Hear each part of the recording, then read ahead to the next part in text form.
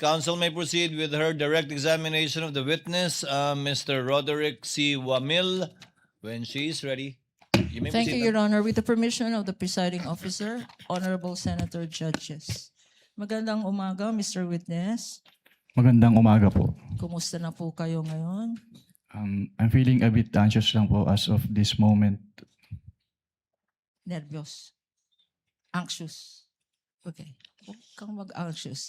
Please state your name again. Your name, your age, and occupation and other personal circumstances, Mr. Witness. I am Roderick C. Wamil, 34 years old and currently an audit team leader of the Commission on Audit, Pasay City. Before I ask you about your present occupation, give us a educational background. What is your educational background, Mr. Witness? Ako po ay nagtapos ng Bachelor of Science in Accountancy from the Central Luzon State University at ng Juris Doctor degree from the Arellano University School of Law. So you are both an auditor and a lawyer. Yes, ma'am. Okay. Ngayon, nagtrabaho ka sa COA. Yes, ma'am. How long have you been working for the Commission on Audit? I've been with the Commission on Audit for more than 11 years po. 11 years. And what position in the COA do you presently hold? I presently hold the position po of attorney of the Commission on Audit. Ano yung attorney for? It is yung description of the plantilla position po na hinahawakan ko. But currently po, I am an audit team leader po sa Commission on Audit Pasay. Okay. Before you were assigned to the Commission on Audit Pasay, what was your previous position with the COA? Before my assignment po sa Commission on Audit Pasay, I was previously assigned as a state auditor po of the Intelligence and Confidential Fund Audit Office of the COA.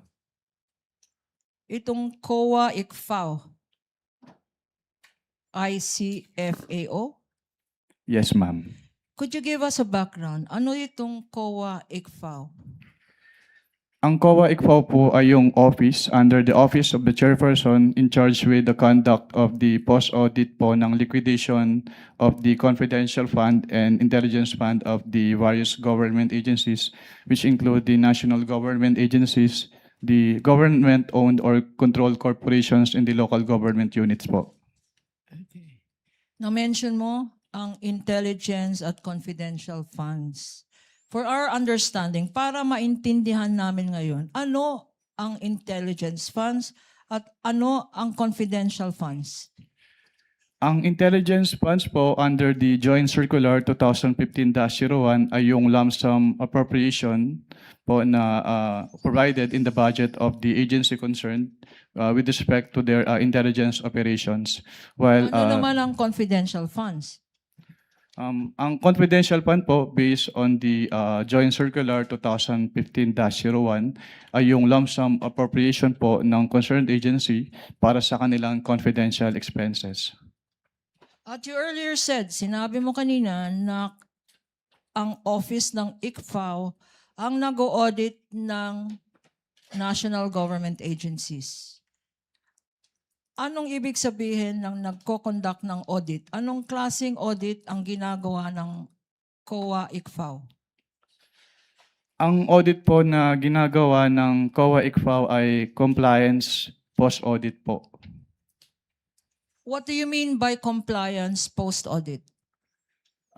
When we say compliance post-audit po, we evaluate a certain subject matter which is covered by the audit with respect to a certain criteria po which is usually po yung applicable laws, rules, and regulations. And in case of the confidential and intelligence fund, ini-evaluate po namin yung liquidation ng confidential and intelligence fund based dun sa criteria na presented ng Joint Circular 2015-01.